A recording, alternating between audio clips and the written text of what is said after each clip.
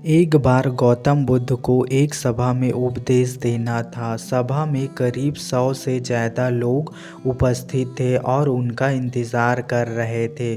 गौतम बुद्ध आए लेकिन बिना कुछ कहे ही चले गए। बुद्ध का ऐसा व्यवहार देख सभी हैरान रह गए, लेकिन किसी ने उनसे कुछ नहीं कहा। अगले दिन फिर से सभा का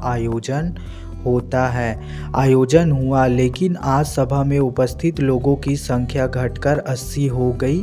आज भी बुद्ध ने ऐसा ही किया। वे सभा में आए लेकिन बिना कुछ बोले ही चले गए। आज भी लोग हैरान हुए, लेकिन बुद्ध ने किसी से कुछ नहीं कहा और वापस चले गए। अगले दिन फिर से सभा का आयोजन हुआ और लोगों की संख्या घटकर 50 हो गई। बुद्ध फिर से सभा में आए और बिना कुछ बोले ही चले गए।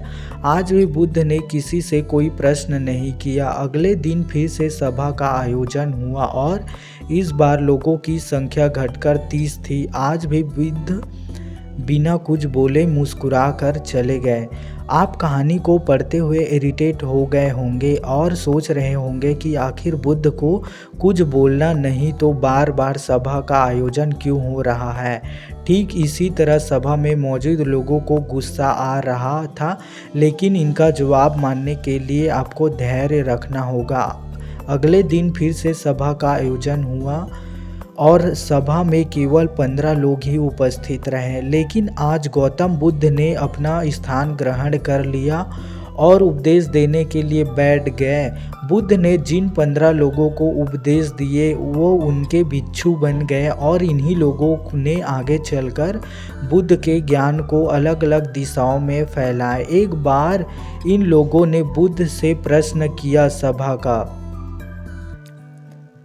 आयोजन होने के बाद भी आप क्यों कई दिनों तक बिना कुछ बोले ही चले जाते थे। बुद्ध ने उत्तर दिया, मैं उन लोगों को खोज में था जो लायक हो। सभा के पहले दिन 100 से ज़्यादा लोग थे, लेकिन उनमें से ज़्यादातर लोगों को मेरे उपदेश देने से कोई मतलब नहीं था। इसके बाद जो लोग अगले दिन आए उन्हें मेरा उपदेश से कोई मतलब नहीं, तो केवल इसलिए आए थे क्योंकि वे देखना चाहते हैं आखिर सभा में होता क्या है। इसलिए मुझे ऐसे लोगों की तलाश थी जो मेरे ज्ञान को जन जन तक पहुँचाए।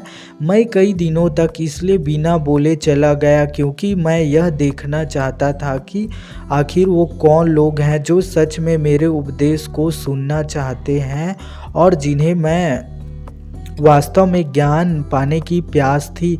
ऐसे लोग ही रोज आए। गौतम बुद्ध कहते हैं, जिनके भीतर धैर्य का और मुक्ति का मार्ग मिला है और जो लोग जल्दबाजी में थे वे आज घर पर बैठे होंगे।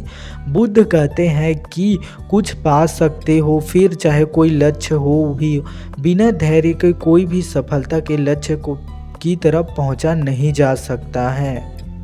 आखिर में आपको मेहनत करना पड़ेगा, निरंतर प्रयास करना पड़ेगा। धैर्य को कैसे बढ़ाएं? आज भाग दौड़ भरी जिंदगी में लोगों में धैर्य नहीं है। सभी में जल्दबाजी और अति शीघ्र किसी कार्य को करने की होड़ मची है। लेकिन गौतम बुद्ध बताते हैं कि अपने भीतर धैर्य को कैसे बढ़ाएं। बुद्ध कहते हैं कि निरंतर अभ्यास से हम अपने भीतर के धैर्य को बढ़ा सकते हैं। यानी आप जो भी सफल बनना चाहते हैं उसके लिए आपको धैर्य की आवश्यकता होगी। अगर आपको वीडियो अच्छी लगी तो हमारे चैनल को सब्सक्राइब, लाइक और शेयर करें। धन्यवाद। आपका दिन शुभ हो।